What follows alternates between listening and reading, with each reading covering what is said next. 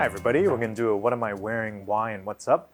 So today I'm wearing the Armoury's Safari II. I did this as a made to order for myself. It just arrived.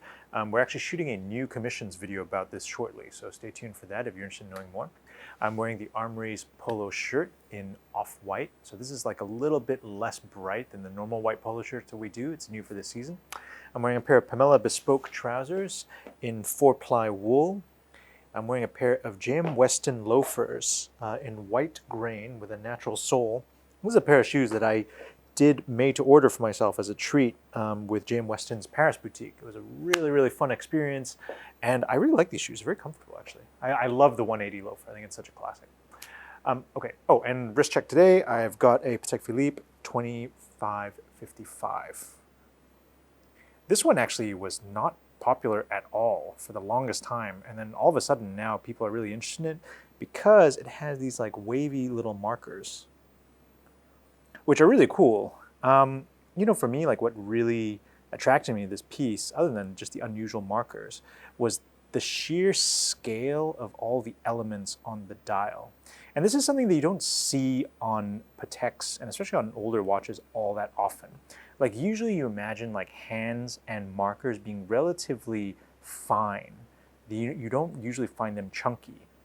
Like I can think of specific examples where they are chunky. For instance, like the Rolex Wide Boy, you know, with those like double wide markers, this 2555, or there's another reference called the Patek 3504. They made very, very few of them, and for some reason they come up at auction relatively frequently, I guess because like it doesn't quite stick for the owner, but I've always loved it. I think it's super cool because it's just really kind of like impactful and sporty to see these massive hands and massive markers on a relatively standard size case. Also, if you're looking at vintage watches, like as I always tell everybody who will be willing to listen to me, like these smaller 32mm pieces are so underrated, so undervalued, and I think they look great. They're, you know, like I would definitely sell them last of everything I have in my collection. All right, what else am I doing today? Sorry, I went off on a very long tangent. So we're going to do a new commissions video on this. We just got these. So these are the new shirts for Hong Kong. Unfortunately, they are not in New York because the fabric for this was very, very limited. So this is the Armoury's everyday shirt. So that's our band collar with the double pocket on the chest and with heavier stitching details. And then we've also got the holiday shirt in a white piqué. And in this, we call it vintage cream. It's kind of like it's like a yellow but quite pale, or it's like a cream but quite dark, whatever you like. So we'll do a video about that and about how to style it, and we have those available at the Hong Kong store. Come by and check them out. Other things that are going on, Hong Kong has really picked up this last week. It's been very interesting to see just how much Hong Kong has picked up.